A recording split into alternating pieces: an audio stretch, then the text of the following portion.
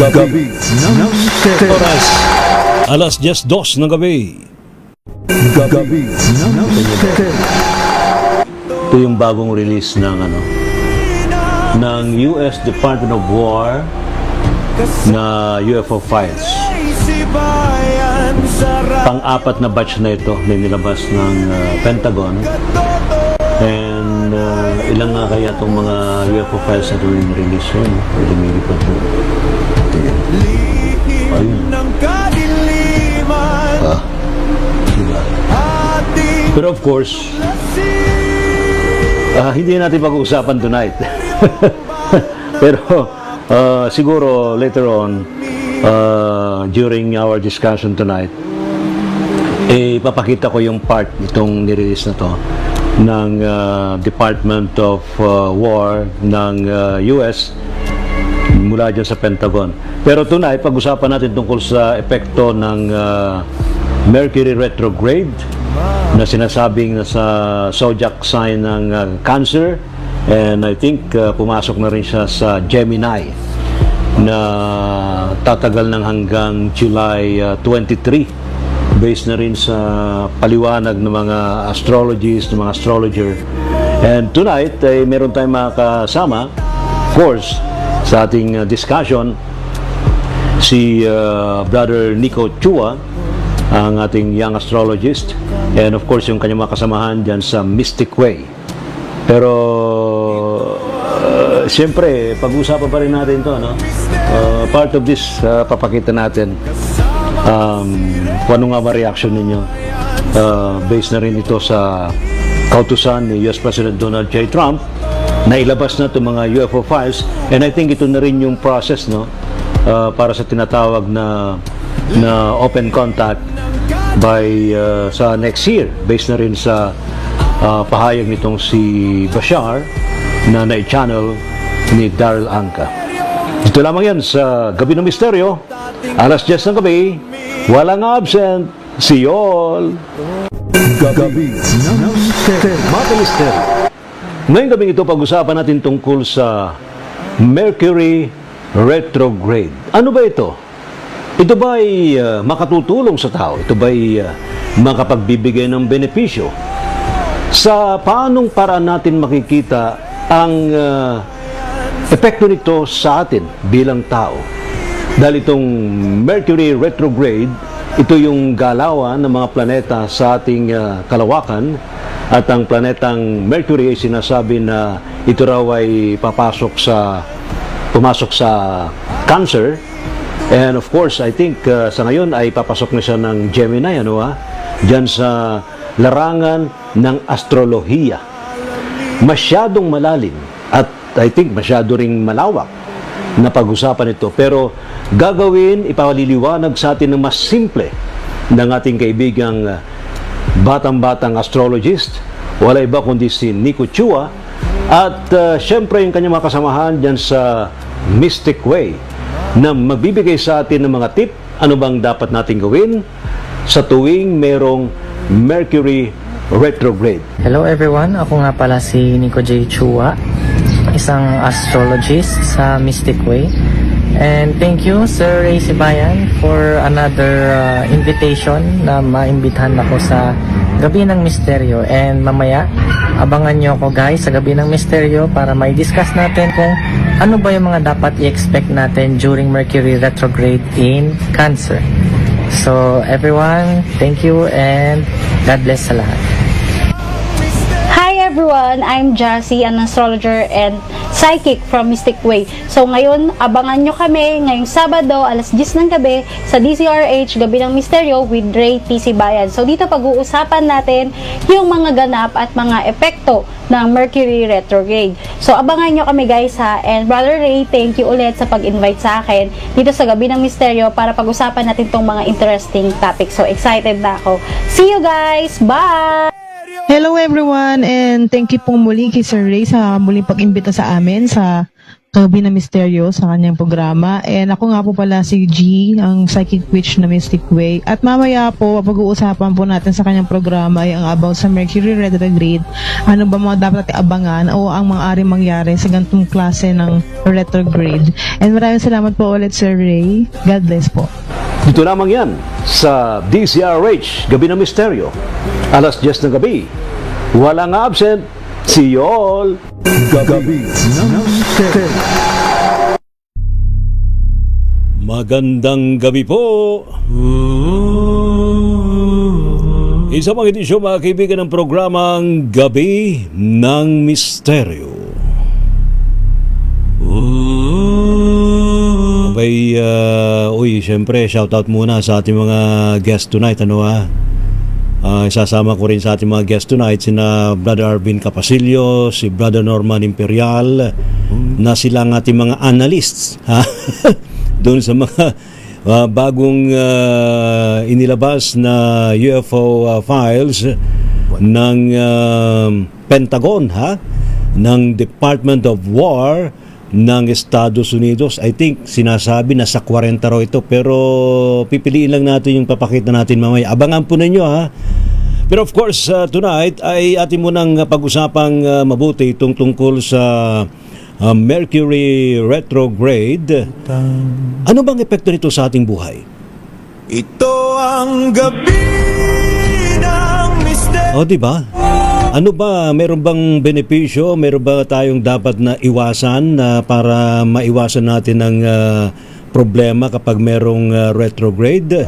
Siyempre, ating kapiling sa ating mga panauhin ngayon po gabi ito mga kaibigan, ang grupo ho ng Mystic Way sa panguna po ni Brother Nico Chua, isang astrologist. Ano po? Brother Nico, magandang gabi sa iyo. Welcome sa ating program, Gabi ng Misteryo. Good evening, Brother Ray. Kumusta ka na? And thank you ulit sa pag-invite. Kumusta na ngayon So, ng Brother Nico? Ayos naman ako. So in the meantime, sa ngayon, ano ang panimula sa ating pagtalakay? Ano nga ba itong Mercury retrograde? Well, usually, ang Mercury retrograde is, masabid naming mga astrologists as a natural phenomenon kasi yearly siya nangyayari and 3 to 4 times a year siya nangyayari. And then, depende pa siya kung saang zodiac sign siya magta-transit. Kasi pag sinabing retrograde, kumbaga sa revolution at saka rotation, yung revolution niya, pabalik siya for the meantime. Almost tatagal siya ng within 2 weeks or sometimes 3 weeks, ganun kasi meron pang tinatawag na pre-Mercury retrograde at saka yung post-Mercury retrograde. Pero yung planet Mercury hindi umaatras to ng kanyang orbit Yun lang yung ating POV, yung ating point of view na nasa planetang Earth na para siyang umaatras. Kaya nagre-retrograde siya. Well, masasabi din natin na may times din na ganun na paatras siya. Actually, hindi lang si Mercury, may mga ibang planets din ganun. Yes, exactly. And yung iba, hindi rin ma-explain bakit ganun ang nangyayari na paatras. And then after nun, pa-forward siya after nung Mercury retrograde ng pre- and post-Mercury retrograde. Alright, so unang-una, ano ang dapat nating gawin sa tuwing merong Mercury retrograde? So, unang-una, Mercury retrograde, si Mercury itself. Mercury is the Greek god of messenger of the gods. Siya din yung merchant. So, when it comes sa communication and connection skill, i-expect natin yan kay Mercury kasi associated sa kanya yan. So kapag nag-retrograde yan, ibig sabihin nun, brother, it's not about don't do it, it's about double check it. Kasi since naka-retrograde siya, pabalik siya, ibig sabihin, hindi dapat lahat naka-fast forward ng mga bagay-bagay for example, yung pagiging impulsive ng sa speech, ganyan, sa communication. Every time na Mercury retrograde, ang pinaka ini-expect natin dyan miscommunication, misconception, different types of perspective din na nalalabas. Mhm. And also babalik din yung mga ex, yan. Yung mga ex Ha? at saka din yung mga yes. Ha? Nagre-react tuloy si Brother Norman. Ha? Saka si Brother Arvin. Ha? Oh, sige. Yes.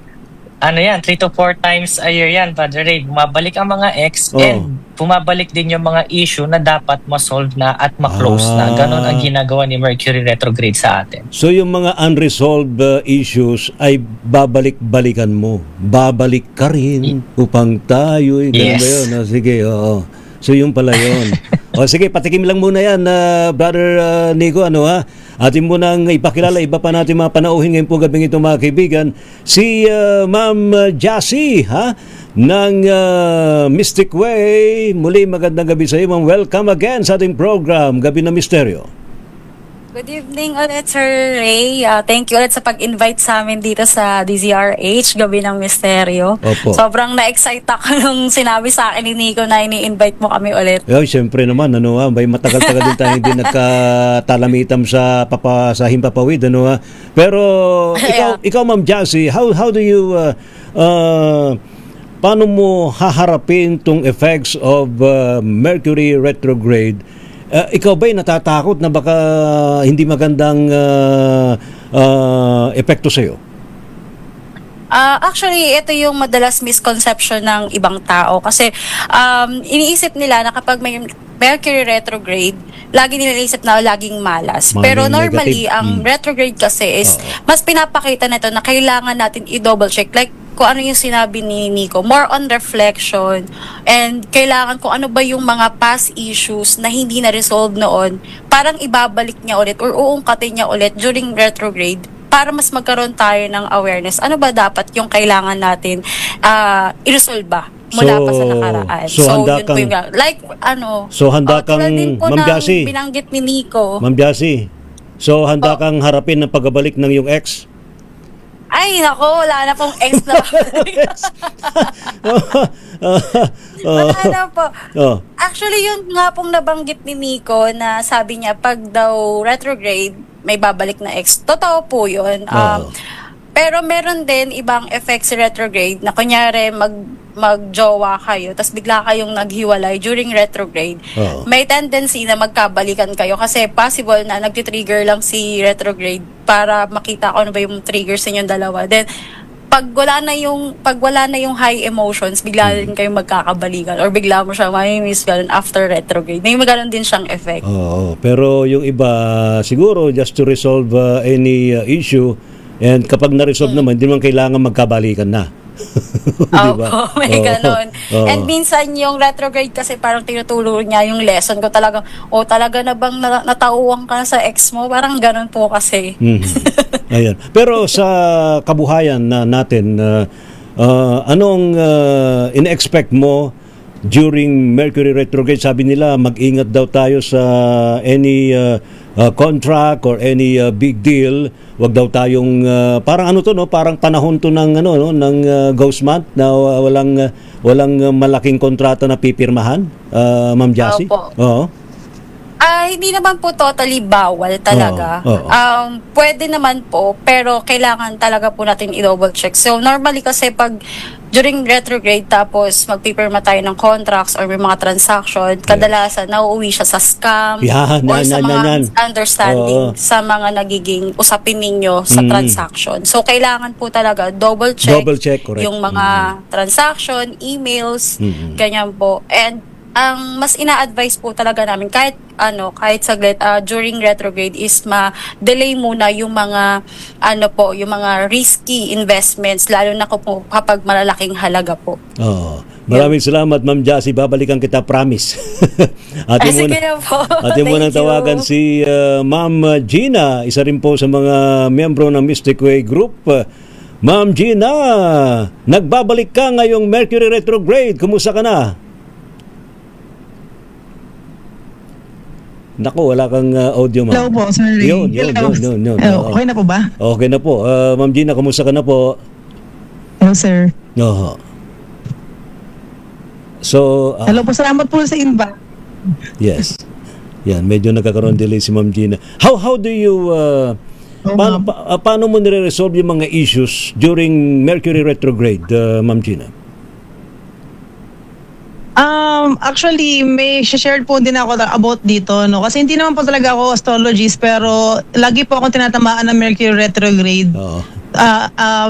Patungkol sa love life, sa pera. Pero this Mercury retrograde, na-realize ko na hindi nga talaga siya puro negative, which is sabi po ni Miss Jassy and ni Nico, di ba? Mhm. Na hindi naman po talaga siya and lesson learned talaga siya. Meron po talaga lesson na makukuha. Mhm. So napansin ko po, I think meron namang improvement dun sa mga nangyari sa akin during Mercury retrograde.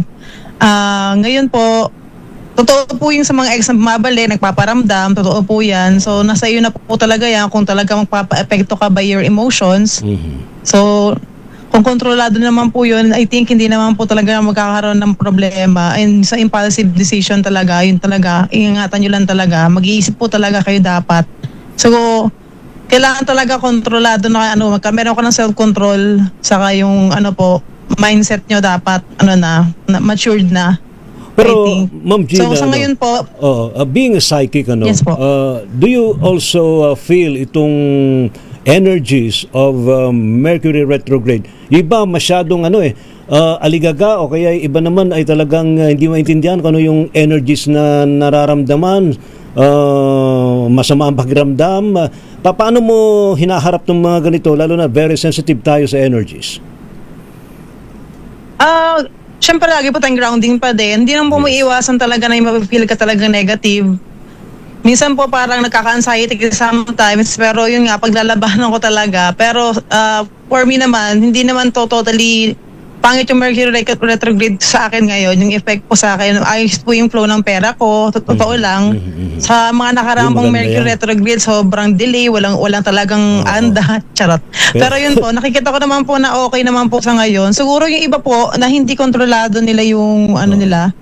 Nakikita ko po dito na mahihirapan talaga sila mag-control ng emotion. Pero sa atin po, sa tulad po natin mga psychic, siguro talagang kailangan talaga lakasan natin yung natin yung labanan talaga natin yung energy na to. So, sobrang mukhang gusto yata na siguro para sa akin. Ma'am Gina, mukhang gusto yata ng karamihan yung binanggit mo, yung hindi ka nawalan ng pera lalo na pag Mercury retrograde. Ano bang ginagawa mo? Opo.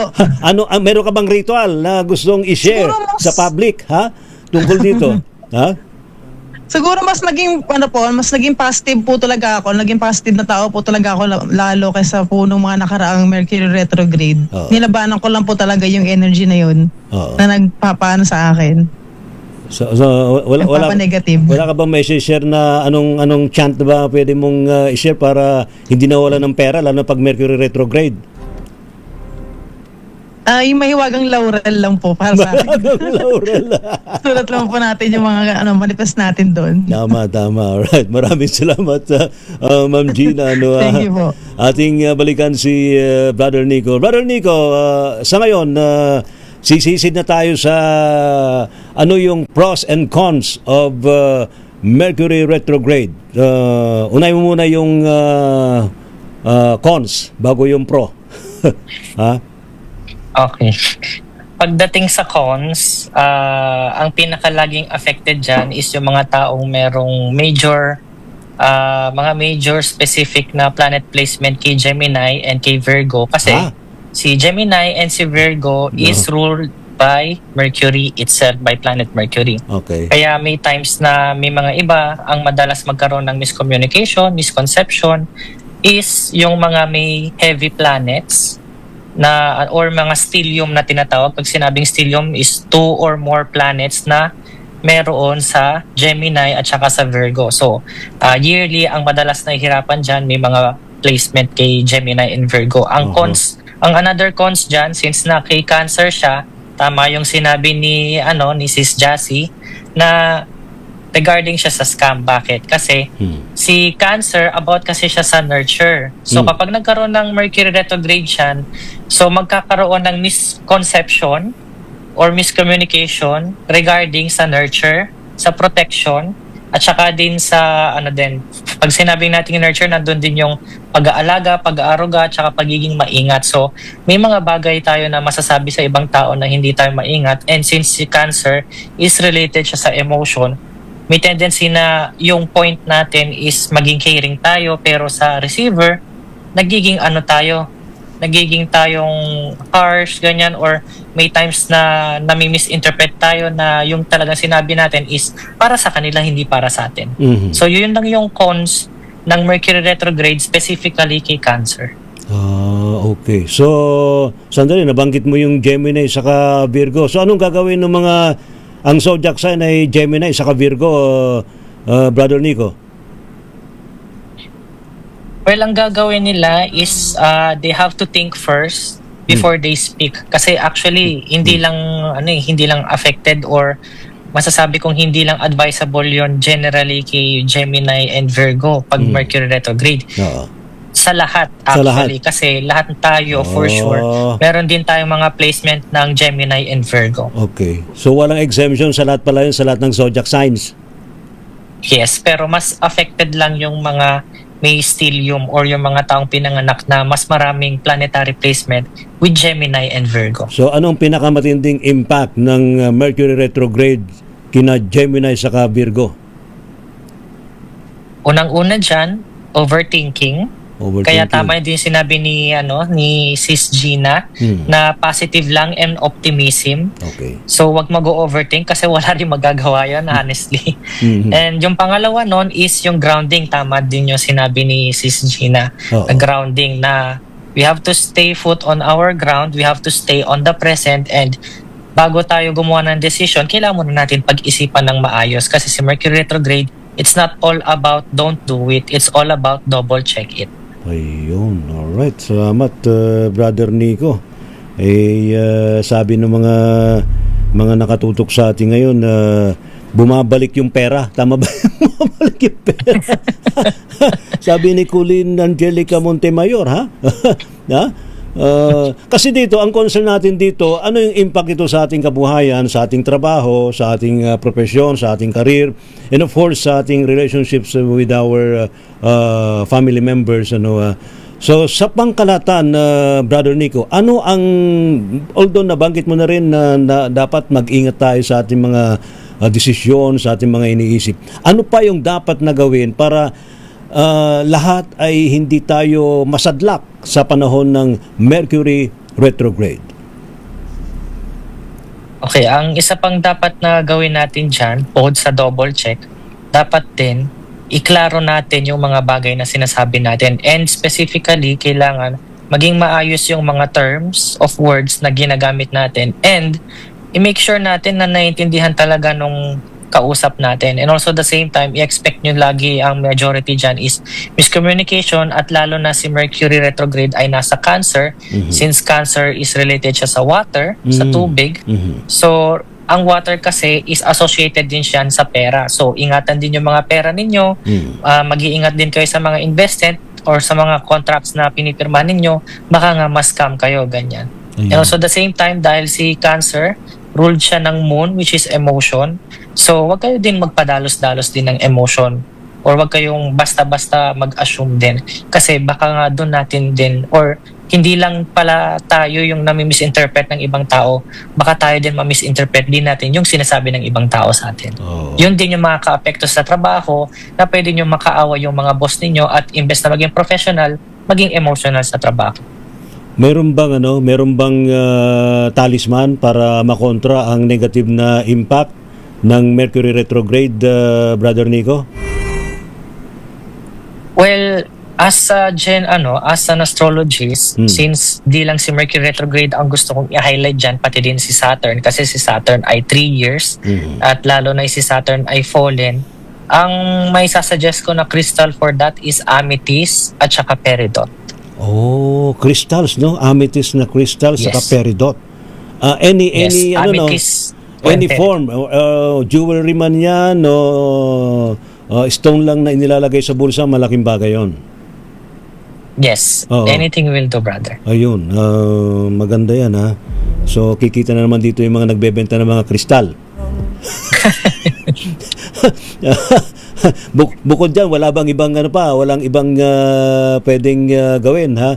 Meron ka bang sinasuggest na prayer para kahit paano protected tayo ng negative impact ng Mercury retrograde? Well, when it comes sa prayer, ang masasabi ko is personal prayer kasi masyadong emotional itong retrograde na to. And also the same time, masyado ding madamdamin ang retrograde na to. So, kapag sobrang last na tayo dahil ang pinaka-weak point talaga ng isang tao is emotion kapag hindi tayo grounded, ang pinakamaganda dyan is yung personal prayer natin kay God. Ayan. Salamat, Brother Nico, ha?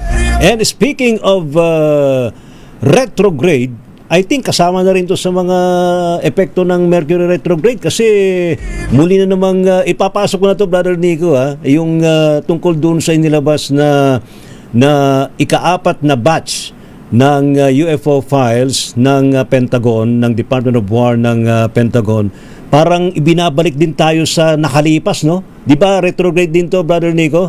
Para bang yung unresolved cases of this UFO files or X-files din to, bumabalik din yung X. O di ba?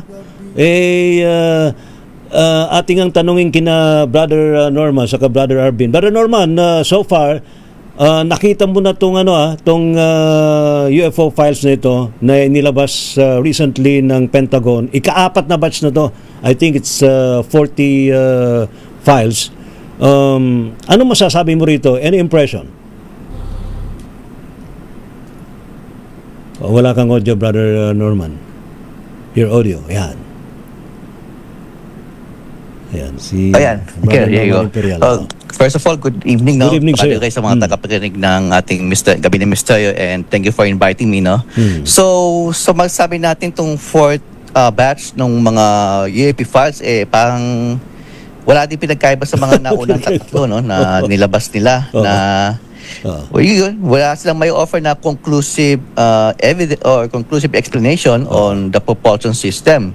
But since sa amin, sa RA Research Society, sa iba pang mga society na alam ko dito sa based in Arizona, meron na kaming explanation. At yun ang kulang sila, lacking, at hindi muna nila matarok, which i-breakdown ko muna if you will allow me for some 5 minutes ng time. Go ahead. But we have the explanation for the propulsion systems. Yung propulsion system, I think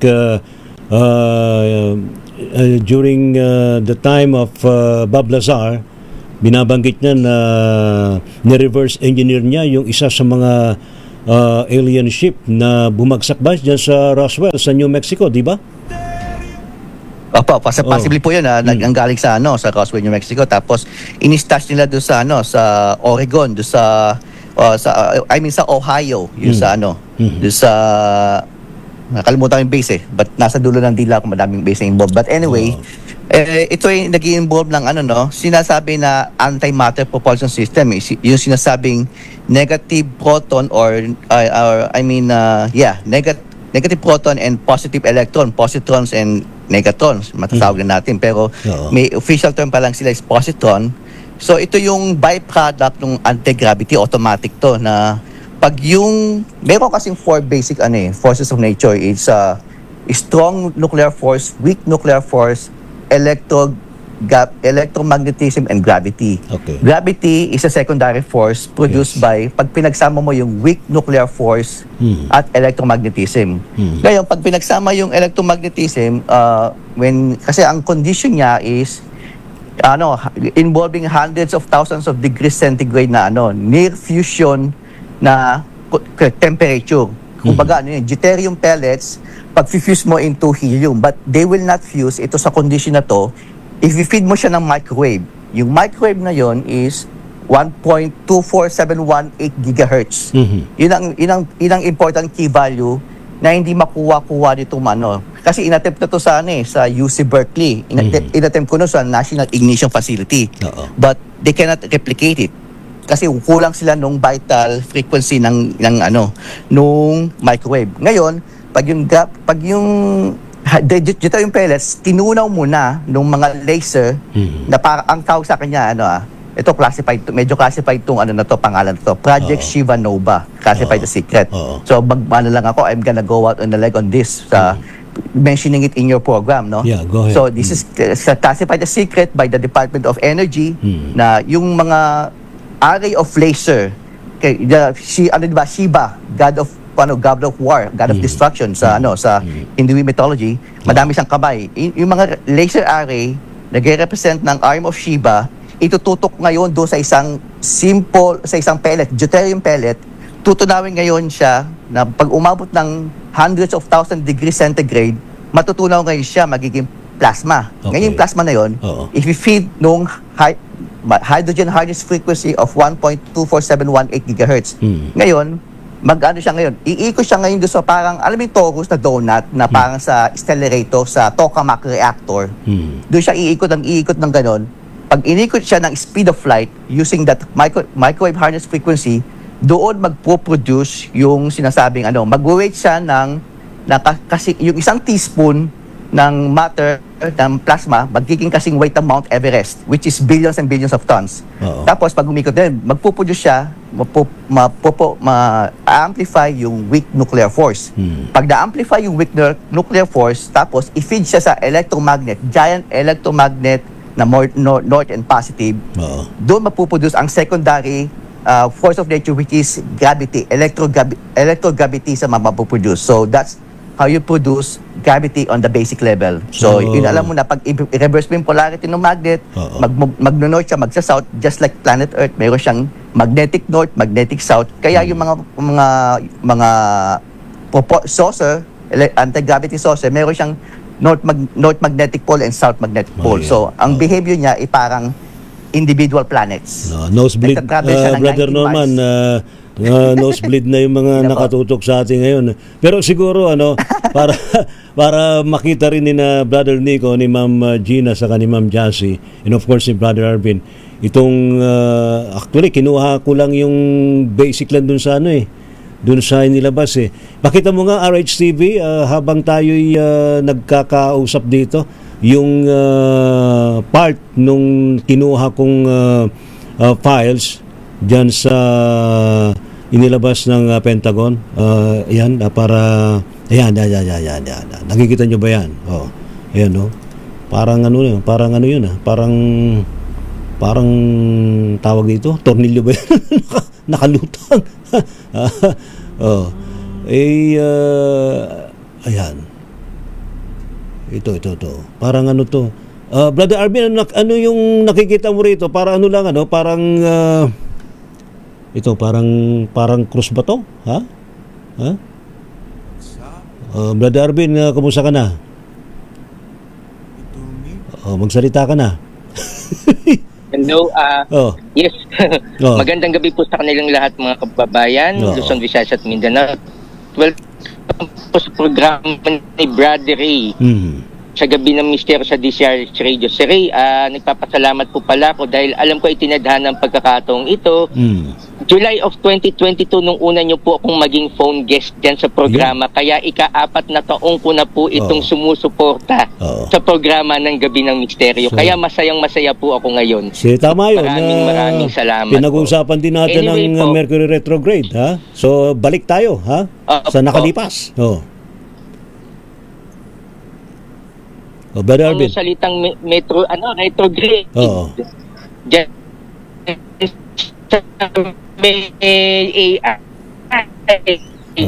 Nawawala lang yung signal. So, ibig sabihin pala nung reverse. Tapos yung explanation ni kanina na napakalina, nawaan ko, siya Ma'am Gina, syempre, kung na Metro, sorry nakakatakot din pala ang retrograde kasi ika nga niya, bumabalik daw ang ex. Naku, delikado din, away ang maidudulot nun. Kaya ang may papayo ko po sa mga babalik ang ex, yung magpapakita po dun sa feed nila, na halimbawa, people yung humeno, biglang lilitaw, wag nyo na hong i-accept, at kapag may post to yung ex nyo, wag nyo na hong ilalike. kasi hindi naman nung physically lilitaw yung ex mo Minsan dyan lilitaw yan through messages Ngayon, tungkol po dyan sa mga videos na yan, X-Files. Pinapakita nyo po. Unang tanong ko pa, Brother Ray, bakit po sila black and white pala? Hindi po ba magre-release ng colored? Hindi kasi ito yata ay kuha US na ano mga- yata para to, malino- sandali lang Brother Arvin, ito yata ay kuha ng para mga makita naman nila na sandali lang Brother Arvin. Ito kasi kuha yata ng mga camera ng mga eroplano at I think satellite based din yung iba na nakunan kaya black and white yung kulay. Oh, nagets okay mo. po. Kasi syempre, ang iniisip ko, nagkaka-impression ho ako bilang personal opinion lang po, nagkaka-impression ho kasi ko mukhang lumang lumang video yan eh. Sana man hindi po. Hindi, Kasi may syempre, mga high-tech dates sila, naman eh. May color mga lang dates. ilabas po nila. Oo. Yun lang po ang sa akin. At May mga dates naman eh. ayun. And then okay, yun po. Salamat naman Oo. po. So, isa pang pinagtataka ko bakit napakabilis. Ganyan ho pa kabilis talaga ang mga UFOs. Dahil pa yung mga eroplano natin Ay, ang gagaling of course. Hangang-hanga po ko. Tsaka Oo. nag-hover. Oo. They can move to any direction they want. Oo. Kaya sabi ko, ibang klaseng technology to, tama yung pinapaliwanag po ni Brother Norman. Kung sana po, maibibigay po sa atin ng knowledge na yan tungkol dyan po sa mga lumilipad ng mga unidentified flying object na yan, pero I think hindi sa atin i-share ng mga kapatid natin sa kabilang ibayo yan dahil alam nila kung ano abilities natin tsaka kung ano gagawin natin kapag natutunan natin yan eh. Alam nila na hindi natin gagamitin ito sa tama eh. Kaya para sa akin po, okay lang po yan. Hayaan lang po natin silang lumilipad dyan. In fact, baka nga yung mga yan, nandun ngayon sa nandun po ngayon sa Middle East dahil hindi na naman po natatapos ang digmaan. Pagkatapos, ito naman pong isang isla po dyan sa may North Luzon natin na inaangkin, pinapanalangin ko sana punta ho sila dyan, bantayan nila para hindi kunin nung kumukuha eh. Kaya sa akin lang po, sana po, tulungan po tayo nila at tulungan din po natin sila. Makikooperate po tayo sa hinihiling ng mga kapatid natin yung mga nakasakay dyan sa alien ship na yan, na humihiling din po sila ng ating kooperasyon, pagmamahal sa kapwa, pagmamahal sa kalikasan, pananalangin sa Panginoon, pagmamahal sa sarili. Sa kanila sapat na po yun dahil inaalala rin po natin ang ating mga sarili. Binabalikan natin ang ating mga sarili. Gaya po ng nasabi ni Brother Nico, this is the time of reflection. Ang sa akin naman po, tama po yun. Agree po ako sa kanya. Kasi meron po mga sakit na hindi gumagaling dahil po sa mga nakaraan. Dahil po sa mga issues na hindi pa nare-resolve. Ika nga, mga bagay na hindi nile-let go na nagva-vibrate po sa ating mga organs at yun po ang dahilan ng mga karamdaman po natin ngayon kung bakit ka sinuswerte ngayon, kung bakit ka minamalas ngayon. It's because of the vibration na naipon mo na mga bagay na nilet go mo na o kaya yan nga nagre-reflect ka na mga bagay na inaayos mo na hindi naging maayos nung araw. Kaya yun lang po ang aking may kokomento tungkol po dyan sa mga koleksyon ng mga guest po natin ngayon. Thank you so much. Maraming salamat, Brother Arvin. Brother Nico, i-connect lang natin to sa retrogrades. Binabanggit mo ilang beses ang retrograde sa isang taon. Mercury retrograde, ilang beses ba sa isang taon? Ang Mercury retrograde, mga 3 to 4 times every year siya nangyayari, brother. So aside from Mercury retrograde, ano pa yung ibang retrogrades like Saturn ba? Tama? Meron din Saturn retrograde? Yes, brother, meron ding Saturn retrograde. However, nangyayari siya mga 4th year before Saturn exits zodiac. Okay. So when we say retrograde, talagang ibinabalik yung mga dating mga issues like tulad itong pinakita natin kanina, yung X-Files na yun, matagal na yan na nakabimbin dyan sa repository ng Department of War ng US. So I think this is also part of this process na talagang mukhang ibinabalik, then eventually yung binabanggit nga na magkakaroon na ng open contact by next year, yun ang abangan natin. How do you read? Anong impression mo rito sa mga pangyaring ito, Brother Nico? Well, honestly, ang pinaka-honest impression ko dito, since Mercury retrograde in Cancer nga, so, yun nga, binabalik yung mga past na, especially, yung mga conspiracy theories. Ngayon, parang nangyayari since binubunyag na nila yung mga secrets Yes. ng mga ibagay-bagay. Oo. So, baka parang, actually, brother, napansin ko din sa community natin, hindi lang mga conspiracy theories yung yung mga binubunyag ngayon na or napuproven na tama yung mga conspiracy theories kasi minsan napapalabas din sa mga movies like Yes. parang pakonti-konti nagkakaroon tayo ng Oo. social media influencing or educational, like parang pinaprepare tayo na baka totoo nga yung UFO, baka totoo nga yung ganito, ganyan. Oo. Yung mga ganun, parang preparation. Oo. Alright. So, ready ka na ba sa kung sakasakali magkamayan ng mga tao sa mga extraterrestrials by next year? Well,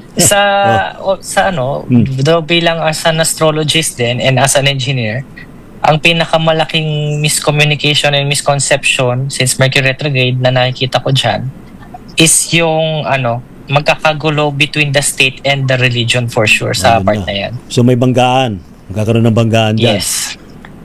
Wag naman Yes. sanang lumalang banggaan. Basta pwede naman magkasagihan lang. Ha?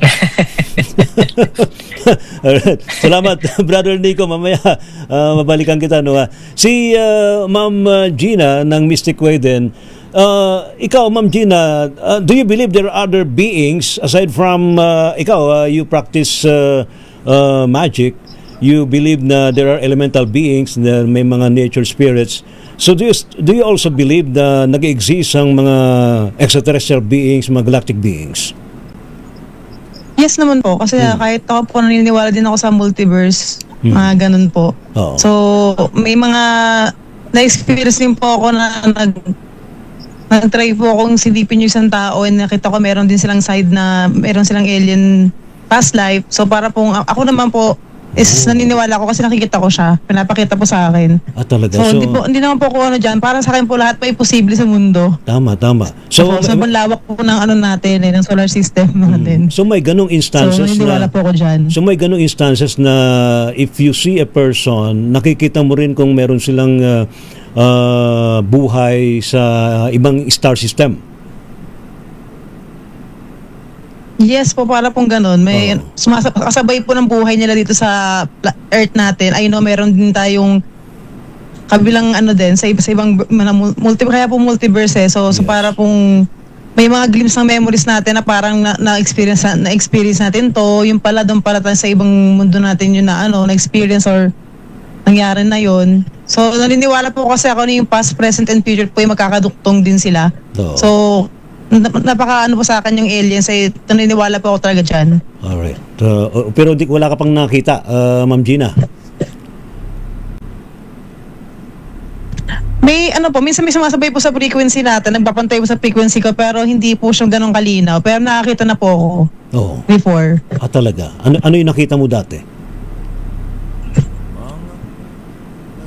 Ano po yung sa itsura po, parang yung nakita ko bluish lang siya na na creature siya. So alam ko po na hindi siya dito talaga sa Earth.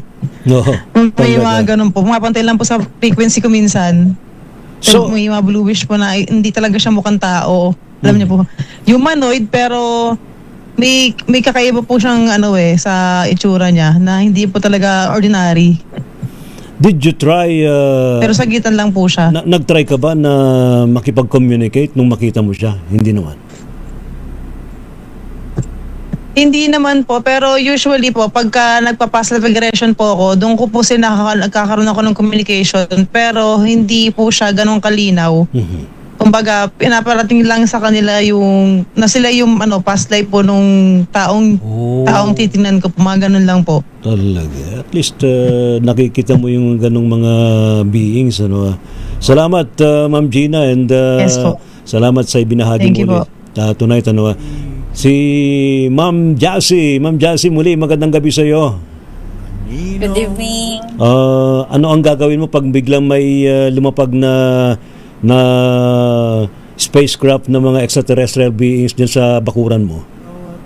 Oy, parang curious yun. No?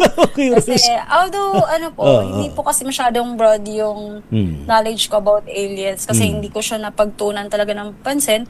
Pero, naman po talaga, naniniwala din kasi ako sa existence nila. Kasi kung dito pa nga lang po sa Earth, masyadong kahit na marami ng bagay ang hindi kayang ipaliwanag, especially ng science. Yes. So, what more pa kaya pag nasa labas na ng Earth? Diba po? So, naniniwala po kasi ako na may iba pang life sa labas ng So, do you also believe na itong knowledge natin, nating pinag-aaralan dito sa planeta natin, yung iba dyan ay galing din sa mga galactic beings na nagsishare sa atin ng kanilang knowledge and technologies?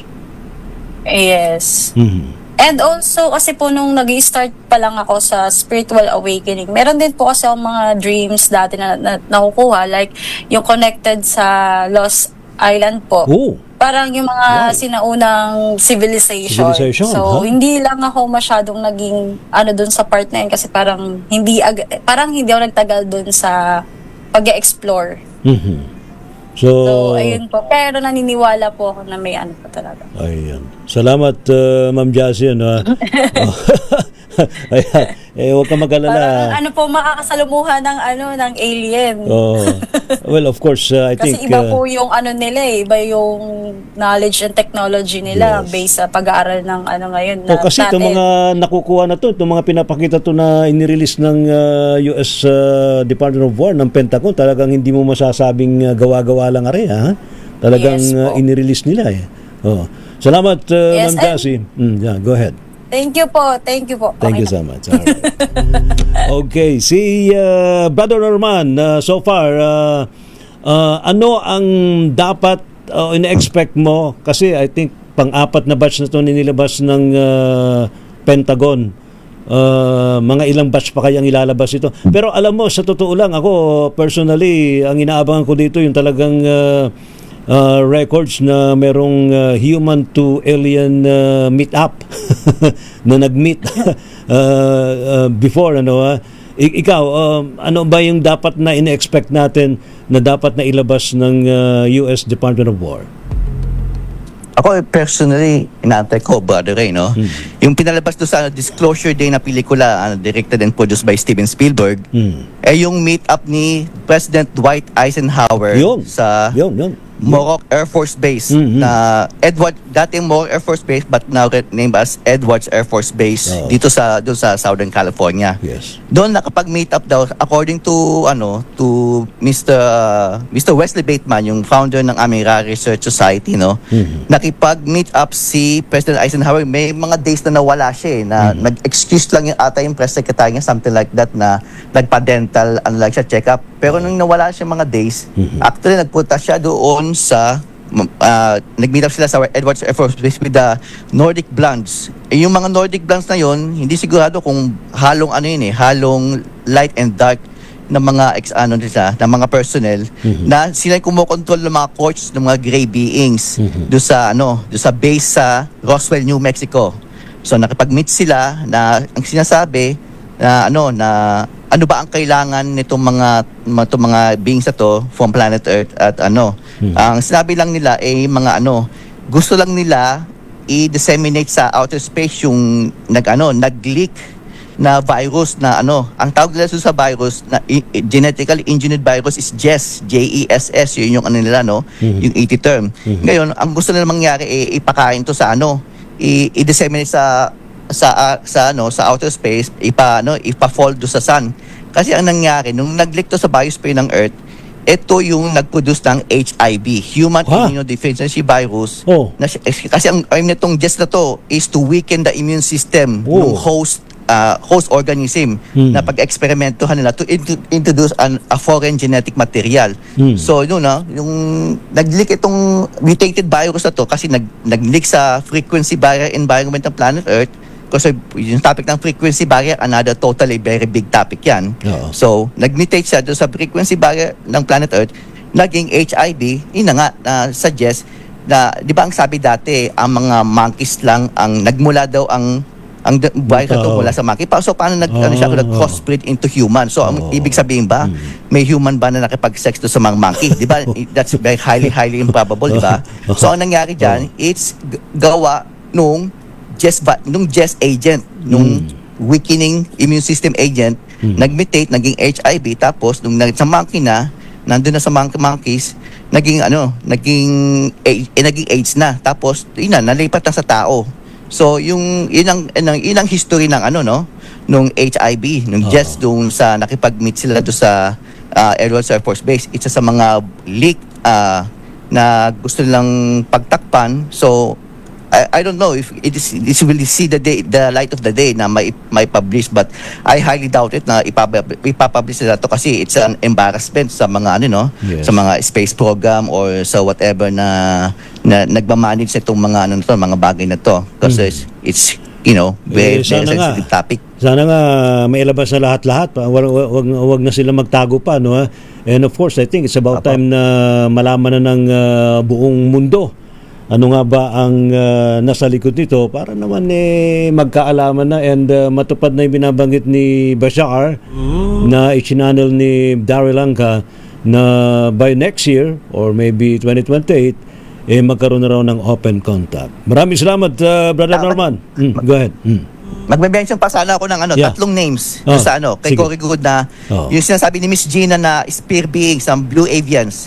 May tatlong pangalan doon na involved na binanggit si Mr. Cory Good. Okay. Yung isa, si Ratir Ear, Rarin Ear, Ramir Ear.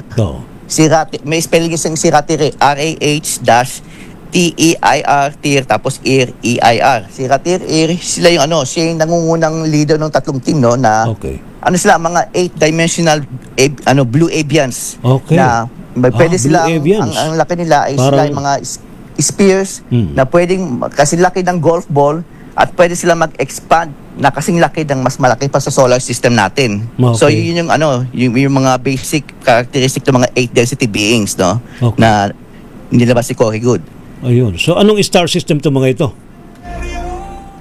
So hindi malaman kasi pag sinabing 8 dimension na yan Ibang dimension na yan. Siguro siya, mix na siya, hindi natin malaman kung planetang Horidyon, yung mga avian, humanoid avians na kalating tao, kalating ibon, or may iba pang star system na mukha ding ibon, yung mga tao na humanoid avians. Yes. So, ang lagay niyan parang 8-dimensional, parang siguro, basta sabi natin sila mga demigods or gods na, but they're not gods. Mga lang sila servant ng cosmic high supreme being, na may siyam na pangalan sa grupo namin, Senior Hover Exal.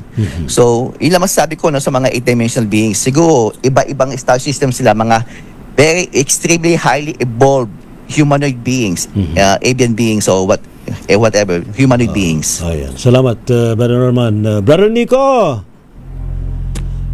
Ikaw ba, Brother Nico, mayroon ka bang ET contact? Yes, brother. Meron ka rin. Nagka-booking. Pero more on Nagka-booking sa na. channel. More on sa channeled messages. Actually, nabigla nga ako nung sinabi ni Brother Norman na Blue Avian kasi si Sis Gina, Pisces siya, and sa astrology kasi ang mga Blue Avians is associated sa Pisces. Oh! Wow! So, yes. may connect, ha? Kaya nabigla. Kaya nabigla ako sa sinabi ni Brother Norman na possible na Blue Avians yung nakita ni Mama Gina. So, si Sis Gina kasi is a Pisces sun sa sa astrology. And hindi coincidence yan. Minsan talagang masasabi mo na talagang itinakda kung doon ka galing at yun ganun ng zodiac sign mo, hindi coincidence yun. So far, Brother Nico, ikaw, I think ang contact mo, saan nga ba yung contact mo? Andromedan. So, from time to time ba, merong mga messages from them o downloads na nakukuha mo? Madalas, brother, pero nakakalungkot lang. I think yung mga messages nila is hindi lang para sa akin, kundi para sa lahat talaga. Okay. Yun nga lang, selective lang talaga yung mga sinasabihan ko kasi yung iba, parang hindi sila ready sa truth na mangyayari pa in the future. Kasi ang mga Andromedan, bukod sa very wise and technology social sila, sila din yung mga nag-aaral din ng universe itself at saka din yung mga researchers din kasi sila. Kasi yung nagpunta tayo dun sa Ciudad Verdadero, ang nasagap ni Miss Marquez ng Voiceless Whispers, Andromedan sila. Yung nakalapag doon na alien ship, although hindi makikita sa naked eye, pero nasa pool ni na Brother Elias Pascasio sa ni Miss Marquez. So tama yung binabanggit mo, I think malawak yung kanilang ginagampanang papel dito sa ating galaxy, para makatulong na rin sa human beings, Brother Nico. Yes, Brother Ray. Lalo na ang mga Andromedan, hindi lang sila kasi researchers. There are also teachers sa mga natural laws and natural way ng morality din, na dapat yung tao hindi lang siya hindi siya dapat na bibilog ng technology, dapat yung tao yung kumokontrol doon sa technology. Pero ang nangyayari, dahil sa pag-resurface ng technology at saka sa industrialization, nagiging greedy yung tao instead. So parang ang nangyayari, yung technology yung kumokontrol ngayon ng consciousness ng tao, imbes na gamitin yung technology sa mas magaan at saka mas maayos na pamamaraan. Actually, ito yung naging warning nila. Actually, may sa nakalipas nating episodes, inere natin yung tungkol sa warning nila against artificial intelligence, nang sabi dapat wag tayong magpasakop sa AI, dapat ang tao ang kumontrol sa AI, hindi yung AI ang ko-control sa tao. Correct, brother. Kasi isa din sa mga nakita kong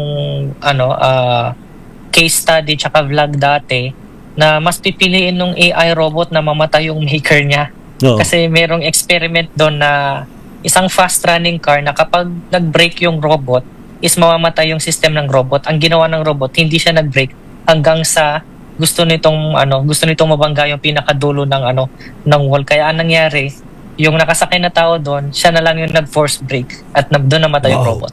Naku, delikado. Kaya dapat siguro nagkaroon sila ng brother. Nagkaroon sila ng self-consciousness yung AI mismo. Oo. Dapat siguro mag-isip-isip yung mga totally automated yung kanilang mga sakyan, fully automated, mahirap yun. Ayan. Anyway, mga kababayan, Brother Nico, saan pwedeng matunghayan ng inyong grupo, Mystic Way, at ikaw mismo, saan ka pwedeng matunghayan for astrological readings, kung baka gustong magpa-read ng kanilang astrological chart? Go ahead, Brother Nico. So ayan, pwede nyo kaming makita sa Mystic Way sa Facebook page group Mystic Way. Doon lang? Walang iba? Yes. Ayan. Well, sa personal FB ko, NIKKO Nico Chua Astrology. Ayan. NIKKO CHUA Astrology. Ayan. Pero may time din na mayroon ko may mga events kayong pinupuntahan for readings. Yes, brother, meron din. Pero may mga times din na pwede kami din na pumunta sa bahay, like kung magpaparead sila, ganyan, or magpapa-house blessing or house cleansing, pwede kami, brother. Ayan, salamat, Brother Nico. Ma'am Jassy, saan ka raw pwede makontak dun sa mga may problema sa kanilang mga ex? Ay, grabe na. Anyway, guys, pwede nyo kaming makita sa Mystic Way Facebook page, and then pag sa personal naman, Jassy Dagasdas po. Nagjo-join ka rin sa mga mga events ng mga like psychic fair at iba pa? Opo, nagjo-join din po ako, and yun din po, same kay Brother Nico, na nagpupunta rin po ako sa house, nag-home service po ako for cleansing, rituals, ganyan po, and readings. Salamat, Ma'am Jassy. Thank you so much. Hanggang sa muli. Ma'am Gina, muli magandang gabi sa iyo. Saan ka raw pwedeng matunghayan for your services? Ayun po, sa Mystic Witch pa rin po lagi, unang-una. And sa personal account ko po, Gina Psych Elena Fortunado, GEENA po yung una po. And kanina po halos kakauwi ko lang din po galing po sa house cleansing sa Quezon City. So yun po, pwede rin po kami on call po kami. Nag-cleanse po kami ng tao kahit po ng property, ganyan. So more on din po. Minsan may mga bazaar din po kami ina-attenan, kami po lahat. Ayan. Salamat, Ma'am Gina, and see you again. Salamat po sa inyo. Thank you so much, Brother Nico, Ma'am Jasin, Ma'am Gina. Thank you po, Brother Ray. Oo.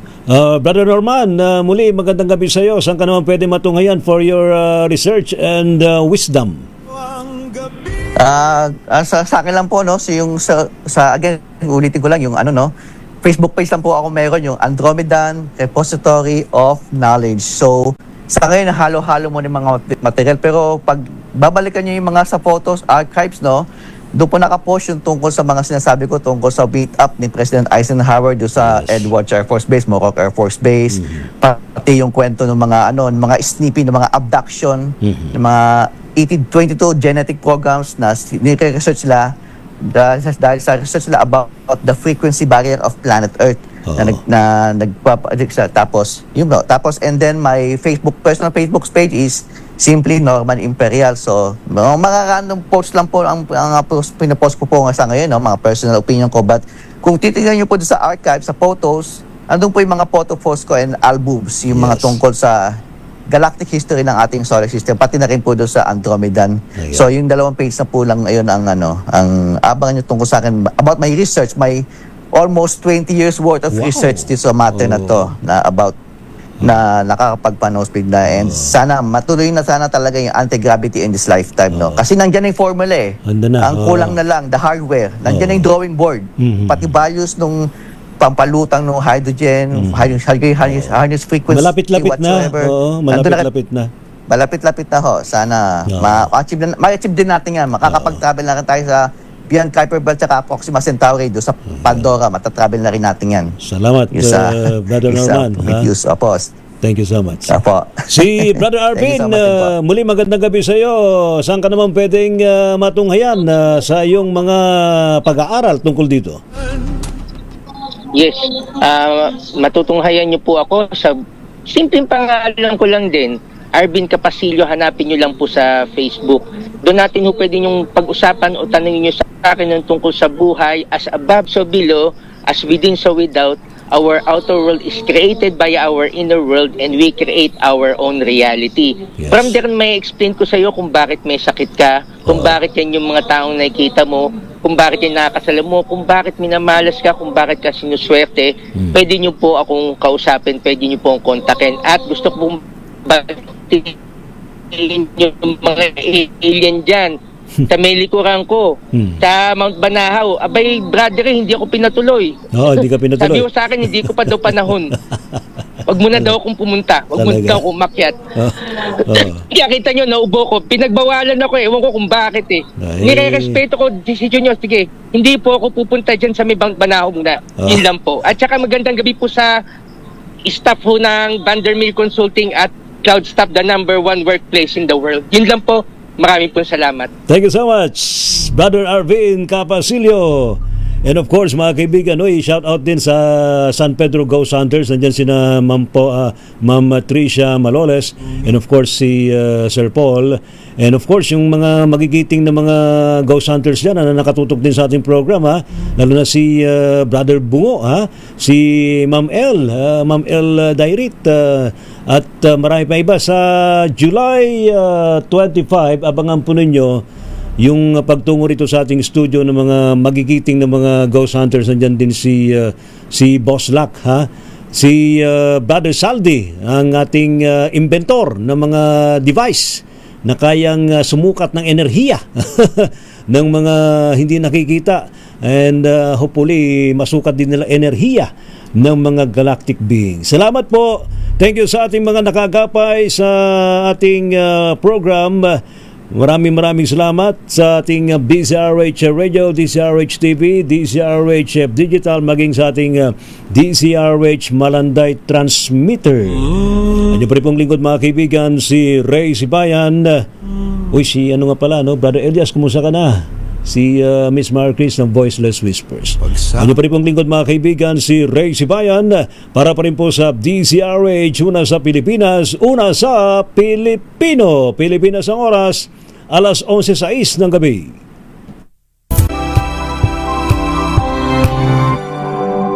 Sa loob ng 86 na taon, DZRH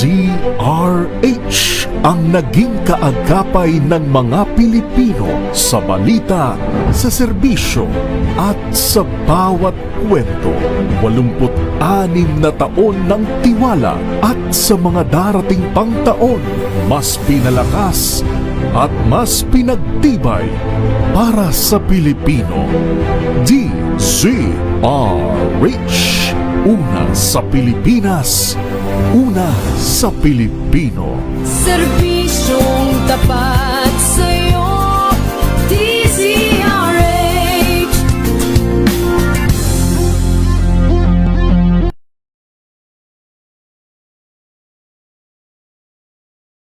Gabi ng Misteryo.